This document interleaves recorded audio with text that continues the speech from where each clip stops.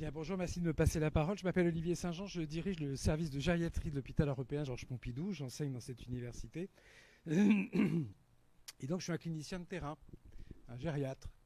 Et la question qui m'est soumise par Christian Hervé et son équipe, c'est la gériatrie, gérontologie et le monde numérique. Alors, c'est un sujet que je n'ai jamais travaillé, donc ça a été une bonne occasion pour moi de réfléchir. Et bien évidemment, quand on attaque un sujet, on se pose des questions sur c'est quoi le sujet. Alors d'abord, la gériatrie, gérontologie, je vais peut-être vous décevoir, mais je ne sais toujours pas ce que c'est. J'ai des vagues études grecques derrière moi. Le iatros, c'est celui qui soigne, le logos, c'est la parole.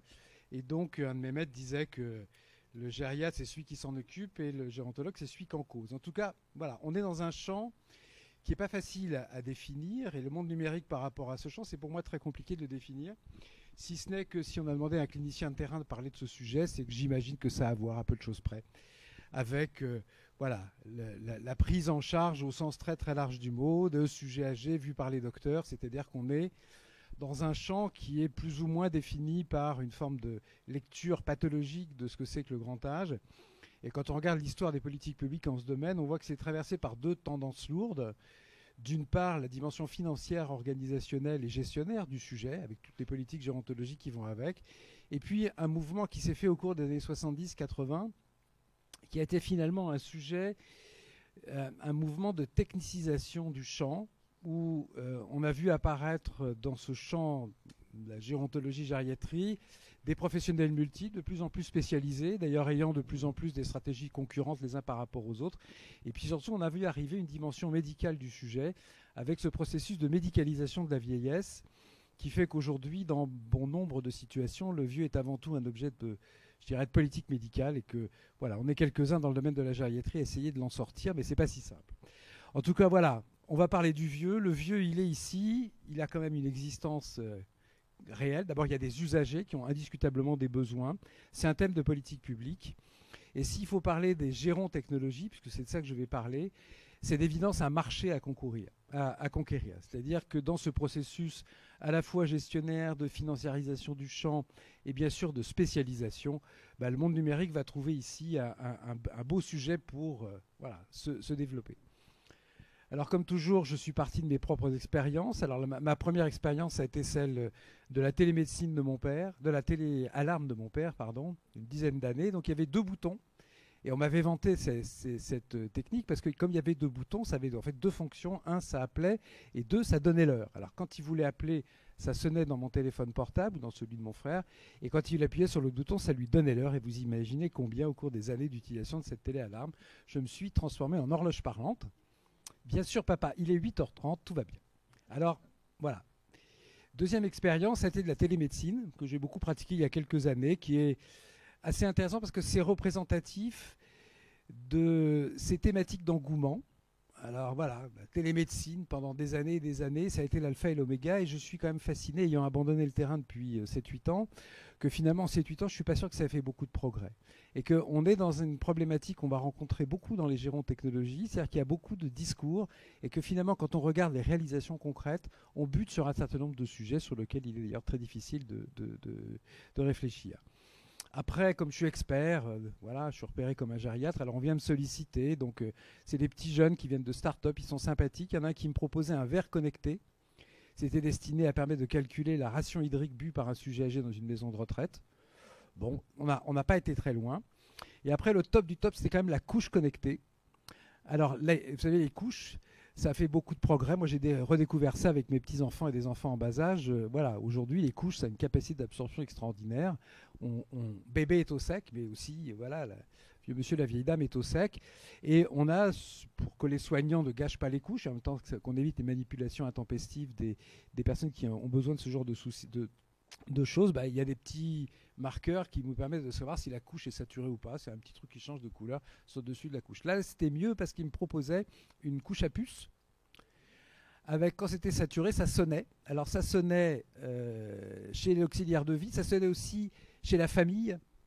Et il y avait un système qui permettait de voir en combien de temps l'auxiliaire de vie avait changé la couche. Alors j'ai essayé de lui expliquer que mettre une puce dans chaque couche que l'on jetait était peut-être sur le plan éco-conscient une petite erreur. Voilà, donc j'avais une expérience en fait très très limitée. Et donc quand on a une expérience limitée, on va faire de la bibliographie dans ma profession. Alors, j'ai été regarder. Alors, Anne-Marie Guimard m'a appris beaucoup de choses quand j'étais son étudiant il y a quelques années, et notamment sur les identités qui permettent de repérer des endroits. Et donc, j'ai découvert une société savante. Bon, j'ai toujours appris avec Anne-Marie Guimard que quelque chose qui avait son identité, notamment en médecine, devait avoir une société savante, nationale et internationale, des congrès. Qu'est-ce qu'il y a d'autre? Il y avait aussi, bien sûr, une revue, mais là maintenant, il y a des sites internet. Et puis, comme on était dans le monde numérique, j'allais pas faire ce que je fais d'habitude, c'est un index Medicus et la bibliographie. Je suis allé sur Google. Alors voilà, sur la science académique, donc la société française des technologies de je sais pas quoi, je suis tombé sur le site internet, mais alors j'ai eu un souci, c'est qu'il ne marchait pas. Voilà. Alors je ne sais pas si c'est le pare-feu de l'assistance publique qui m'empêche d'aller accueillir cette science, ou si, pas de peau, en gériatrie, le site internet ne marche pas. En tout cas, ça ne marchait pas. Ben non, c'est une constatation. Je suis là en description de... Je vous raconte mon itinéraire de naïf face aux gérontechnologies. Alors naïf, bien sûr. Alors après, je suis allé regarder sur Google. Alors sur Google, comme je sais aller sur Google, j'ai regardé les images. Je suis tombé sur pas mal de sites de professionnels qui parlent beaucoup de gérontechnologie. Je suis tombé sur des articles de presse qui d'ailleurs font écho de ce qui est dit dans les sites professionnels et qui sont alors soit des articles de presse spécialisés, soit des articles de la grande presse qui, bien sûr, nous annoncent les merveilles technologiques. Comme tous les jours, ils nous expliquent qu'enfin l'Alzheimer et le cancer seront vaincus demain matin. Et puis, je suis allé aussi sur les ressources de bibliothèque universitaire et je suis tombé sur un petit bijou qui est un mémoire de Master 2 très récent d'une jeune étudiante qui travaille dans une université à Lille, qui est une université de technologie en santé. Donc je me dis que j'avais enfin trouvé de quoi causer. Alors d'abord, je suis tombé sur des images. Alors voilà, c'est des seniors. Il y en a un qui prend des statines et l'autre un traitement hormonal substitutif. Vous voyez le côté radieux de cet accompagnement d'une avancée en âge avec les nouvelles technologies. Donc ils sont très contents. Au moins, c'est une bonne nouvelle. Et derrière, je suis tombé, alors c'est une publication d'un syndicat de maisons de retraite. Et donc, j'avais vu du syndicat des maisons de retraite une revue bibliographique très récente, ça doit dater de 2017, ce document, sur l'innovation au service des seniors et du secteur. Voilà, en tout cas, ils ont l'air très contents. Bien sûr, ils ne sont pas résidents d'EHPAD, ils sont éventuellement propriétaires de chambres défiscalisées dans l'EHPAD. Alors, je suis tombé sur un autre dessin que j'aime bien, où là, je reconnais peut-être cet objet social, si j'ose dire, humain de la gériatrie, gérontologie, voilà, qui est très encadré, et je ne sais pas pourquoi, mais je le sens en inquiétude. Alors, je ne suis pas sûr qu'il ait peur de tomber, malgré le fait qu'il est un déambulateur, qu'il va rencontrer quelque chose qui terrorise les gériatres, c'est-à-dire les tapis. Vous savez que le gériatre est un chasseur de tapis frénétique, mais je ne sais pas pourquoi, il a un peu peur que Big Brother l'emmerde, quoi. En tout cas, il a l'air très inquiet. Voilà. En tout cas, ces deux images m'ont donné des pistes intéressantes. Alors, quand on regarde plus sérieusement les domaines dans lesquels les gérontechnologies s'implantent, il y a un premier espace qui sont finalement les éléments nouveaux de technologie appliqués à la santé au sens large du mot. Et bien évidemment, les malades âgés, puisque c'est de là ça qu'on parle, vont en tirer de gros bénéfices. Mais voilà, ce n'est pas spécifique du tout. C'est-à-dire que ça n'a rien de spécifique au sujet âgé, la question étant une question d'accessibilité, de droit à bénéficier dans des conditions éthiques et des conditions raisonnables de ces nouvelles technologies. Et c'est vrai que voilà, aujourd'hui, on voit comment on enregistre, on intervient, on analyse, on regarde le corps humain, qu'il soit âgé ou jeune, avec des technologies qui ont totalement bouleversé. Voilà, je commence à être un gériatre un peu âgé. Voilà, entre ce que j'ai appris il y a 35 ans dans cette faculté et ce qui se fait aujourd'hui, je vois comment les technologies ont bouleversé la prise en charge médicale. Mais ce n'est peut-être pas trop notre sujet. Après, il y a des choses qui tournent autour de l'e-santé, de la formation médicale, les partages de dossiers médicaux, les logiciels qui nous permettent de travailler. C'est vrai que là aussi, voilà, on voit beaucoup de choses apparaître. On voit des applications de smartphones, des tablettes tactiles. Mais là encore, ça n'est pas spécifique du sujet âgé, c'est de la surveillance de maladies chroniques. Et donc, je me suis dit que ce n'était pas encore mon sujet. Et puis, on voit apparaître un espace, et c'est cet espace-là dans lequel les gérontechnologies veulent s'implanter ou s'implantent. C'est tout ce qui tourne autour de la suppléance aux défaillances fonctionnelles. Et on revoit l'éternelle image du vieux qui est polypathologique et dépendant. Mais en tout cas, c'est un secteur. Et ce secteur, il est comme tous les secteurs de la politique gérontologique, l'objet d'une financiarisation et de tentatives, bien sûr, de marché à conquérir. Alors, quand on regarde ce qui est présenté, notamment dans ces articles et dans ces sites internet dits spécialisés, on a deux grands sujets à côté de la santé connectée qui s'imposent, qui sont des sujets supposés être dominants pour les vieux de la gériatrie, de la gérontologie, c'est la chute et le lien social. Et la chute, c'est un sujet. C'est-à-dire que quand vous tapez dans Google chute gérontotechnologie, allez, on va dire que là, ça crache beaucoup, beaucoup de données, de références, de paroles, d'écrits, de mérites, etc., etc. Alors, qu'est-ce que ça donne? D'abord, dans ce mémoire de M2, j'ai trouvé quelque chose de très intéressant, qui m'intéresse moi beaucoup, y compris d'ailleurs dans la réflexion qu'on peut avoir sur l'innovation en santé au sens large du mot, y compris d'ailleurs dans le domaine du médicament. C'est une sorte d'échelle qui permet de voir si cette avancée technologique que l'on vous propose est quelque chose qui est en gestation dans la tête d'un chercheur ou quelque chose qui est concrétisé, disponible pour l'usager. Donc vous avez cette graduation qui passe de 1 jusqu'à 9. Et donc 1, c'est un truc qu'on rêve.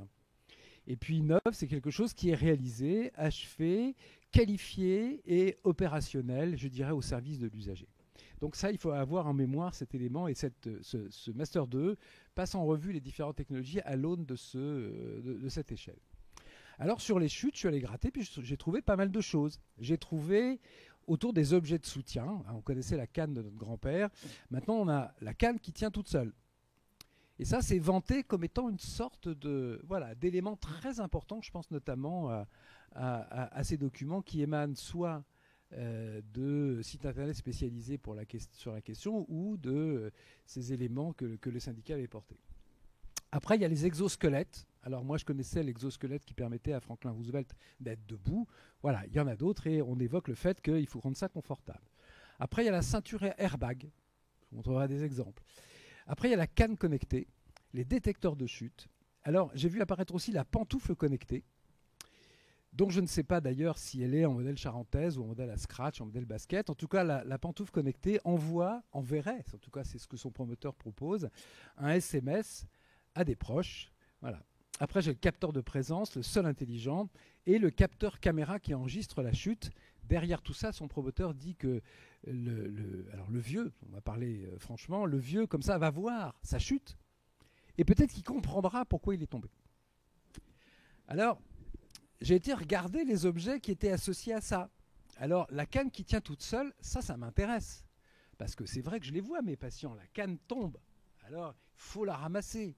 Alors, il n'y a pas de soignant pour les ramasser. Alors, mon père, il avait quand même un truc qu'il avait vu chez un quincaillier. Vous savez, les quincailliers qui vont chercher donc une espèce de truc à gâchette, là où on pouvait pincer. Donc, il y a quelqu'un qui a pensé. Donc, j'imaginais la canne avec les gyroscopes. Vous voyez ce que je veux dire? Un truc qui permet voilà. Et ben, alors c'est pour vous montrer qu'il y a quand même des choses qui sont réalisées, notamment la canne qui tient tout seul. Alors voilà ce que c'est la canne qui tient tout seul. Ce triomphe de la gérontechnologie, ben, c'est une canne avec une rondelle rigide, un truc qui colle un peu au sol, et voilà. Alors vous remarquez que si le vieux fait tomber la canne, sa structure intelligente lui permet avec son pied de le relever comme un râteau. Alors voilà, la question c'est est-ce qu'il la prend dans la figure? Non. Parce que la canne ne va qu'à mi-hauteur et donc il se fera juste un trauma pelvien.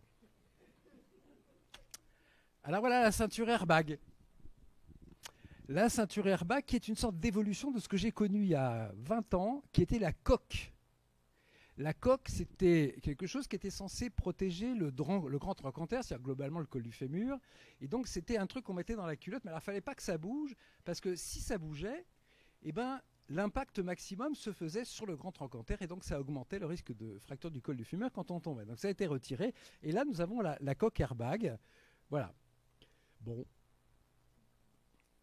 Oui, c'est ça, j'ai du mal. Mais enfin, en même temps, ce qui est intéressant, c'est que voilà, le temps qui tombe, l'airbag va se gonfler. Après tout, pourquoi pas? Mais vous voyez combien j'aurais tendance à dire tout ça pour ça. Alors après, nous avons la canne connectée qui, en fait, avertit quand la canne tombe. Oui, quand la canne tombe, alors si elle est bien sûr pas relevée dans la minute qui suit. Mais Parkinsonien va pas peut-être du mal et au bout d'une minute, mais je pense qu'on doit pouvoir programmer. Voilà, vous voyez que ça existe, puis il suffit de cliquer sur le site pour commander. Alors nous avons après le bracelet détecteur de chute, là c'est pas forcément inintéressant bien sûr, qui mesure le mouvement. L'exosquelette, alors et là il est marqué qu'il faut le rendre acceptable.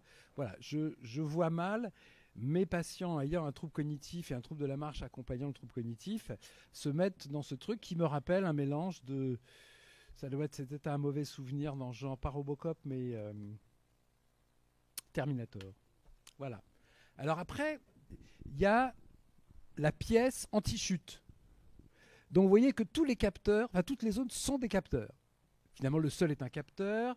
Bref, il y a des trucs partout. Voilà. C'est pas inintéressant. Ça peut se mettre dans une maison de retraite. Mais voilà, si vous mettez ça dans un domicile parisien avec charme, parquet, moulure et cheminée, c'est pas ça qui va régler le problème.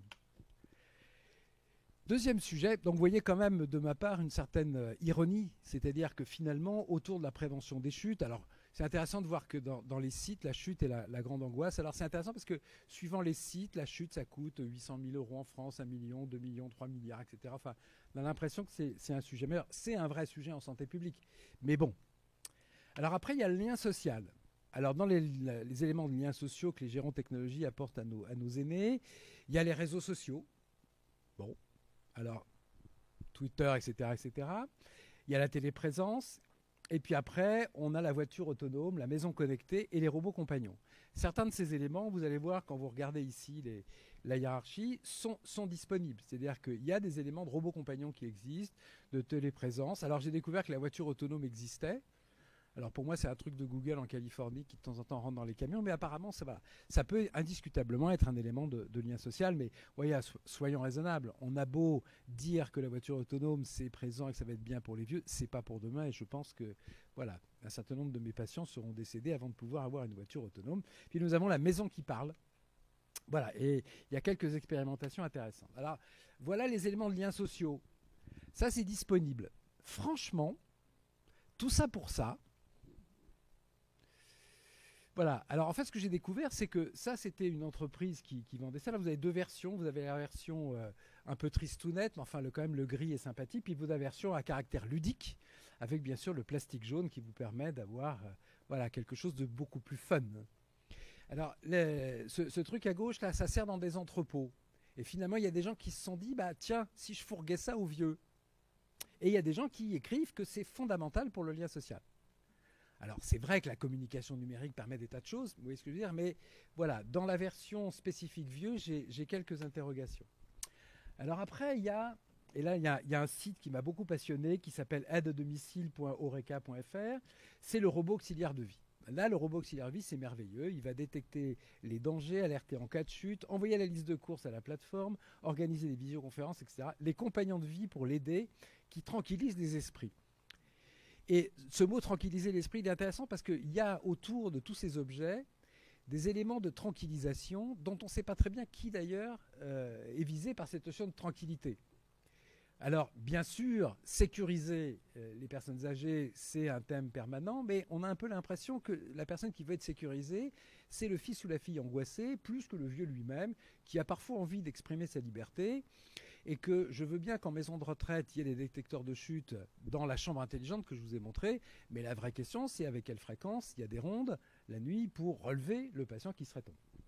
Alors sur les robots, il y a des trucs intéressants. Alors j'ai trouvé ça, qui est décrit comme quelque chose d'opérationnel.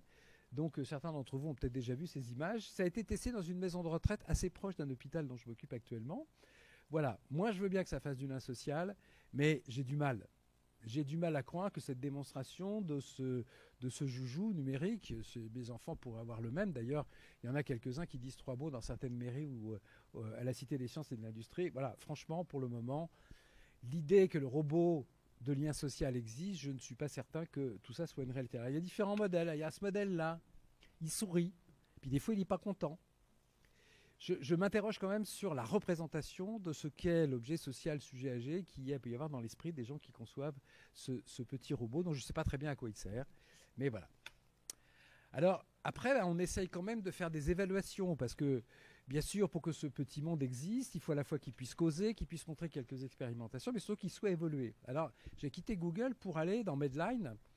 Et dans Medline, qui, vous savez, est la bibliothèque numérique des essais et de la médecine, on trouve comme ça quelques papiers qui expliquent que les robots, c'est vachement bien, que c'est bien évalué, que c'est passionnant et que c'est très très utile à nos aînés. Alors je vous ai mis un papier là, où on a testé ça sur 9 personnes. Alors moi j'ai une autre casquette qui est de tester la performance du médicament et des procédures auprès des sujets et des patients. Voilà, avec un truc comme ça, on ne regarde même pas le dossier. Mais pour autant, voilà, il traîne dans une littérature qui répète la littérature, que c'est vachement bien. Et surtout, c'est très très bien pour les patients âgés atteints de déclin cognitif. Alors voilà, il y a le petit phoque. Alors je suis désolé, je sais que vous en allez en parler demain matin, mais je ne serai pas là. J'ai dans mon service, dans un de mes services, un petit phoque, je l'ai hérité, qui est supposé être un objet transitionnel et de dialogue et de transfert de je ne sais pas quoi avec les patients âgés atteints de déclin cognitif. Voilà, moi je l'ai utilisé quelques fois et vous voyez que ici je vous ai représenté le placard de la psychologue et vous avez un sac et je vous jure qu'il est dedans. Voilà, parce que éthiquement, j'ai du mal. J'ai du mal à dire que cet élément-là représente une avancée technologique essentielle dans la relation thérapeutique. Alors il y a des gens qui disent que quand on est très agité, très anxieux, ça marche. Alors je suis allé regarder la littérature, ça marche sur 2 personnes à qui on a demandé ça vous a fait du bien, ils ont répondu peut-être et donc ça a été évalué positivement par le fabricant. Voilà, en tout cas il ne faut pas le déranger, il dort. Alors je suis tombé dans la maison des aidants sur le MOST. Alors le MOST c'est la maison intelligente. Alors c'est de l'actimétrie, ça surveille le sommeil, les habitudes alimentaires, la consommation d'eau dans les toilettes. Vous savez, s'il ne va pas faire pipi, c'est qu'il ne s'est pas réveillé, donc ça doit alerter. Le rythme de marche, tout est scruté et analysé afin de créer un environnement ultra adapté et connecté au réseau médico-social du patient. Je ne suis pas sûr que ça soit une si bonne idée que ça. De toute façon, ça n'existe pas et tant mieux. Et alors, il y a quand même des gens qui donc j'ai flouté le nom parce que franchement, là, c'est quand même le sommet. Le principal frein des gérants technologies, c'est qu'elles sont intégrées verticalement dans l'environnement du patient. Lui, il privilégie une interconnectivité entre les objets qui doivent discuter et collaborer entre eux. Et il donne un exemple qui est la balance reliée au frigo. Et donc, vous montez sur votre balance. Suivant que vous avez pris du poids ou pas, eh bien, le frigo de la maison intelligente va vous indiquer les aliments les plus adaptés, une alimentation saine et même des recettes. Du genre, t'as encore grossi, arrête de bouffer du chocolat. Cela dit, dans certains réseaux de gériatrie, et notamment en cardiologie, d'avoir pris 4 kilos en l'espace de 10 jours, il faut appeler le médecin pour augmenter le Lasix. Mais ce qui m'intéresse, c'est que, on est dans, quand même, une espèce de bavardage qui prend vraiment, alors soit l'auditeur pour ce qu'il n'est pas, soit le vieux pour ce qu'on pense qu'il est. Je n'ai bien sûr pas donné de précision sur le fond de ma pensée. Voilà, alors la santé connectée, j'en ai parlé, mais on est dans une problématique de santé connectée des maladies chroniques. Les maladies chroniques, ce n'est pas l'apanage des sujets âgés, même si, bien sûr, les sujets âgés sont essentiellement atteints de maladies chroniques. Et là, on a d'immenses choses à faire. Et je dirais que d'une manière particulière, la gériatrie est particulièrement adaptée à cette réflexion, puisque la maladie chronique, on connaît ça depuis 25 ans, et qu'on sait très bien, par exemple, que pour éviter qu'un patient de 80 ans qui a été hospitalisé pour insuffisance cardiaque ne revienne à l'hôpital dans les 4 semaines qui viennent, il faut le peser pour savoir justement s'il n'a pas pris 4 kilos, c'est-à-dire de l'eau et du sel, et qu'il va refaire un œdème pulmonaire.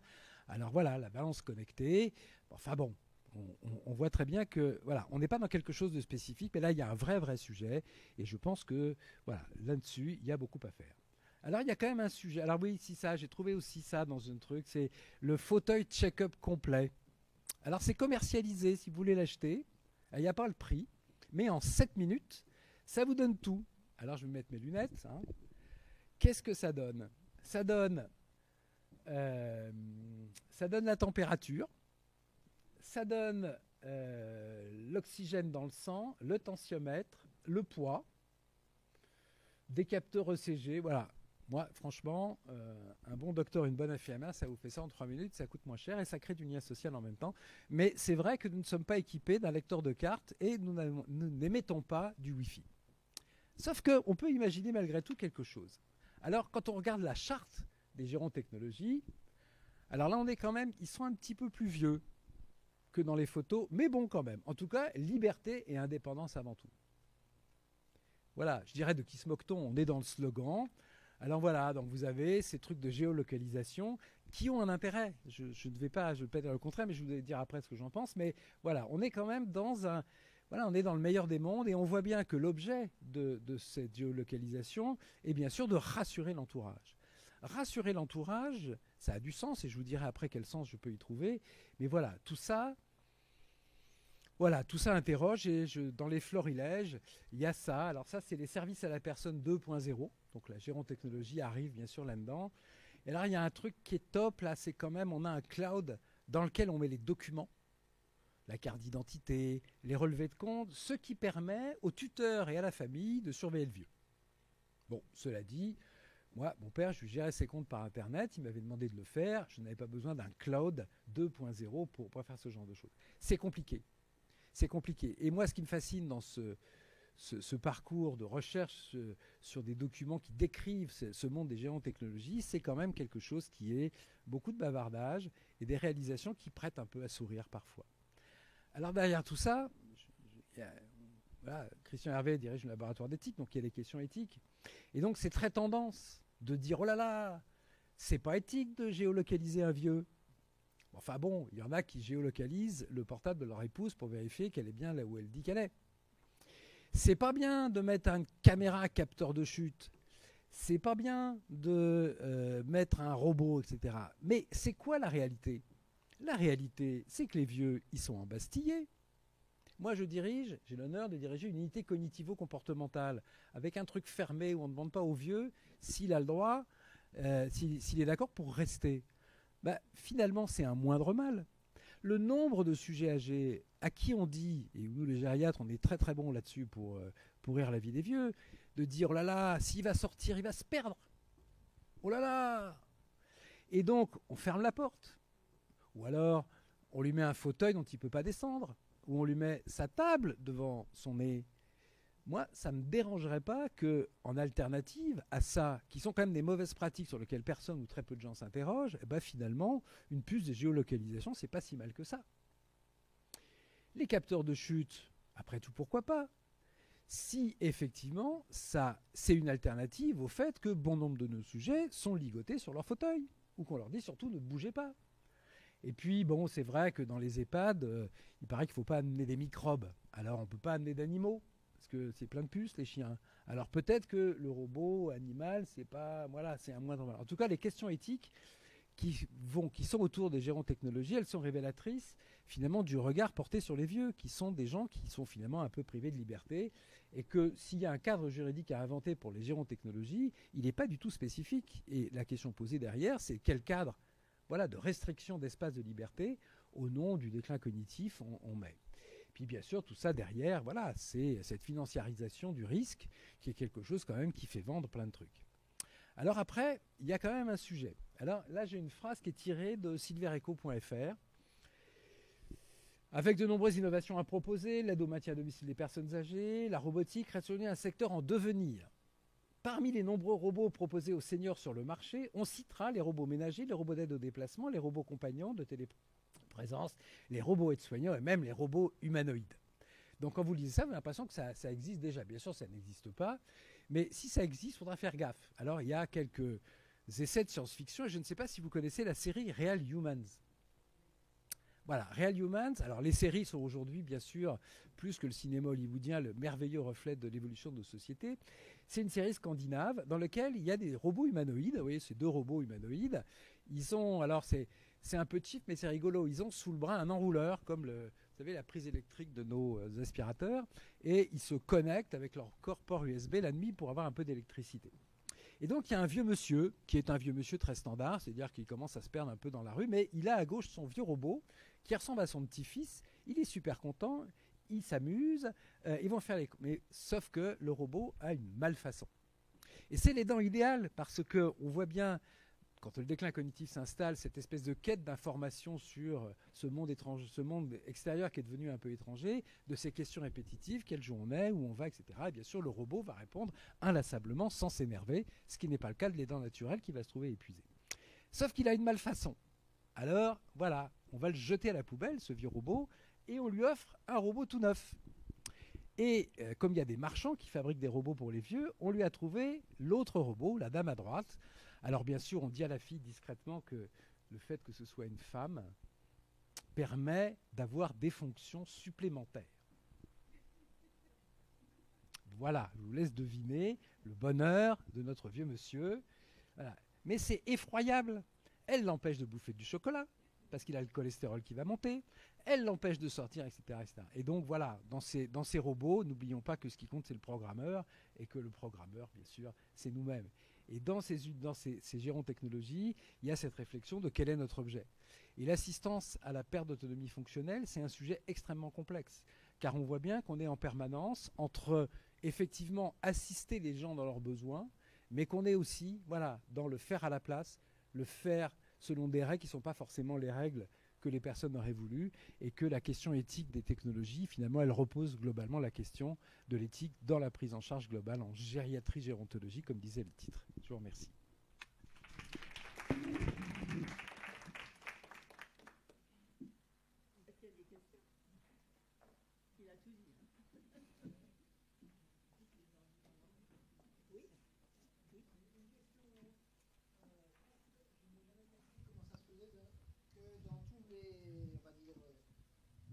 Gadgets ou choses relativement sérieuses qui existent, il n'existait pas des appareils tout simplement pour détecter quand les signaux vitaux étaient mauvais. Quand les signaux vitaux sont mauvais, tout simplement. Donc, Si, alors, on est dans la technologie en santé. Alors, il y a par exemple aujourd'hui... Pour une personne qui se déplace, je veux dire, pour une personne âgée qui se déplace. Mais qu'est-ce que vous appelez les signes vitaux? C'est à mesurer la pression artérielle? Idéalement, ce serait un bras qui serait... chose ne se passe pas bien. À ma connaissance, ça n'existe pas. Oui, mais là, en santé se développe un certain nombre d'objets qui sont des objets non strictement gériatriques, mais qui ont des fonctions à la fois de diagnostic des pertes des fonctions vitales et en même temps une action. Vous savez qu'un certain nombre de personnes qui ont des graves insuffisances cardiaques meurent de troubles du rythme, de mort subite. Et donc, dans certaines circonstances, en post-infarctus, il a clairement été montré qu'on pouvait, avec un appareil, détecter le trouble du rythme et immédiatement délivrer un choc. Et donc, ça s'appelle un gilet que les personnes ont pendant 3 mois, 24 heures sur 24, ils ne l'enlèvent que 5 minutes le temps de se laver, qui est équipé de capteurs, qui détecte le trouble du rythme potentiellement mortel et qui envoie une décharge électrique comme un défibrillateur est capable d'en envoyer. Donc, en santé, il y a beaucoup de choses qui se développent, qui renvoient à cette idée-là. La question est, est-ce que c'est spécifique du vieux? La réponse est non. Et on voit que ce qui est fléché gérontechnologie tourne autour de la compensation de la perte d'autonomie avec voilà, les ambivalences que je vous ai évoquées, c'est-à-dire de l'arnaque à 2 balles, et puis en même temps un regard complexe sur qu'est-ce que c'est que l'assistance réellement dont ces personnes ont besoin. Il y a actuellement des montres qui détectent plein de choses, même Oui. pour les plus jeunes qui font l'activité. Voilà, c'est-à-dire que aujourd'hui, dans les smartphones, on sait combien de kilomètres on a fait, mais ça, vous voyez ce que je veux dire, c'est pas spécifique. Et quant à la géolocalisation, entre guillemets, fléchée Alzheimer, voilà, aujourd'hui, bon nombre de portables sont capables d'assurer ce type de géolocalisation. Mon propos est volontairement provocateur, comme vous l'imaginez. Mais voilà, moi, je suis fasciné de ce que, autour du monde de la vieillesse, se bâtissent un certain nombre de fausses spécificités qui sont, voilà, des choses un peu creuses.